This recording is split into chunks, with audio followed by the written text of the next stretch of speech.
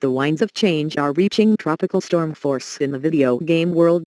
And that's going to make the landscape at E3, the industry's annual trade show, look a lot different this year.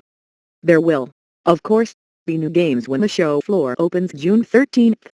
But look also for new game systems, new focuses on content and a new kind of audience at the show.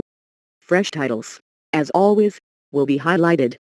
Investors and gamers are keenly interested in Call of Duty: World War II, if only to see how the venerable franchise rebounds after underwhelming sales of last year's installment, Infinite Warfare. And Electronic Arts' Star Wars: Battlefront II is expected to be one of the biggest games on display, even though EA is bypassing the show to host its own event in Hollywood. Other notable titles at E3 will include Super Mario Odyssey, God of War, the new Assassin's Creed game and South Park: The Fractured But Whole. The systems running some of those games will be just as fresh. Nintendo hopes to build on the momentum it has gathered since the launch of Switch, its hybrid home/portable gaming system. And Microsoft will reveal pricing and launch details on its updated Xbox, codenamed Project Scorpio. Scorpio is a chance for Microsoft to regain lost ground in the video game world. Sony's PlayStation has sold nearly 60 million units since launch, far surpassing the Xbox One. Microsoft has not given the sales update on the console in 2 years.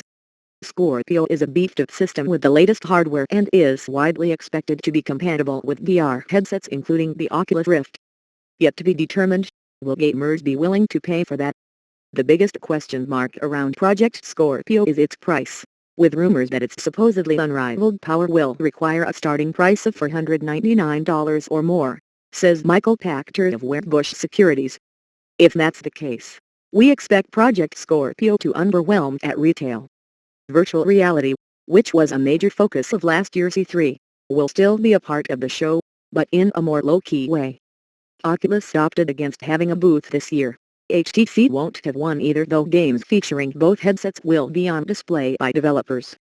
Sony, which has sold more than 1 million PlayStation VR headsets and more than 5.25 million VR games to date, will showcase new VR titles, though it's uncertain how much emphasis major third-party publishers like Ubisoft or Warner Bros.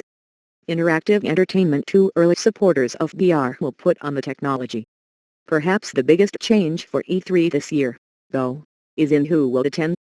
Previously an industry-only affair, E3 has been opened to the public this year, with 15,000 tickets sold by the Entertainment Software Association. That's going to make for a crowded atmosphere at the show, and it could put extra pressure on game makers, who will be showcasing titles that are still very much works in progress. If you show those to people in the industry, it's one thing, says PJ McNeely of Digital World Research. But to show unfinished, and potentially buggy games to the consumer who you're asking to shell out $60 this fall, it's a much riskier proposition.